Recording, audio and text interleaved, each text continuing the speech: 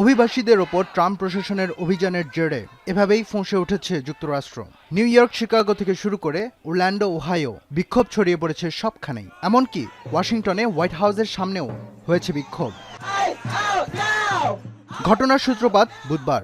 এদিন মিনেসোটা শহরের মিনেপোলিসে অভিবাসন এজেন্টের গুলিতে নিহত হন ৩৭ বছর বয়সী এক নারী। ট্রাম্প প্রশাসন দাবি করে অভিবাসন আইন প্রয়োগকারী সংস্থার অভিযানের সময় কর্মকর্তাদের ওপর আক্রমণ করলে তারা আত্মরক্ষায় গুলি চালাতে বাধ্য হয়। তবে ঘটনার পরপরই সেখান থেকেই শুরু হয় ব্যাপক বিক্ষোভ, ধীরে ধীরে ছড়িয়ে পড়ে পুরো যুক্তরাষ্ট্রে। বৃহস্পতিবার ওয়াশিংটনের রাস্তায় জড়ো হয়ে ট্রাম্প বিরোধী স্লোগান দিতে দিতে হোয়াইট হাউসের সামনে মিলিত হন শত শত বিক্ষোভকারী। অন্যদিকে হিম শীতল বৃষ্টি আর তুষারপাত উপেক্ষা করে মিনেপোলিসের রাস্তায় ICE out, no justice, no peace লেখা প্ল্যাকার্ড নিয়ে বিক্ষোভ করেন হাজারো মানুষ।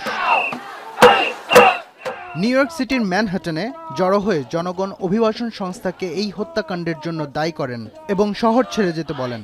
এদিকে বৃহস্পতিবার লস অ্যাঞ্জেলেসের ফেডারেল ভবনের সামনে ধর্মীয় নেতারা এবং বিভিন্ন সম্প্রদায়ের সদস্যরা মিনেপোলিসের হত্যাকাণ্ডে নিন্দা জানাতে জড়ো হন। বিক্ষোভকারীরা তদন্ত অব্যাহত রাখার ও জবাবদিহিতার দাবি জানান। এদিকে যতই বিক্ষোভ হোক, প্রেসিডেন্ট ডোনাল্ড ট্রাম্প অভিবাসন এজেন্টদের পক্ষেই আছেন বলে জানিয়েছেন vice president JD Vance. President stands with ICE, I stand with ICE, we stand with all of our law enforcement officers. And part of that is recognizing that you people in the media, not everybody in this room, but many people in this room have been lying about this attack. She was trying to ram this guy with her car. He shot back.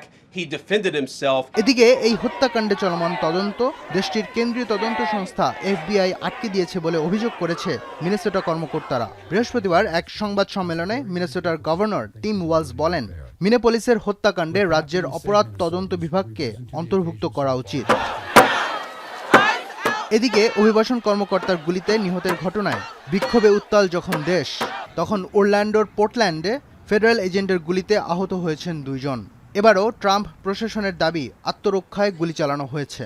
Homeland security department জানায়, এজেন্টদের গাড়ি দিয়ে আঘাত করার চেষ্টা করলে তারা গুলি চালায়। এই ঘটনায় চলমান বিক্ষোভ আরও ঘনীভূতের আশঙ্কা করা হচ্ছে।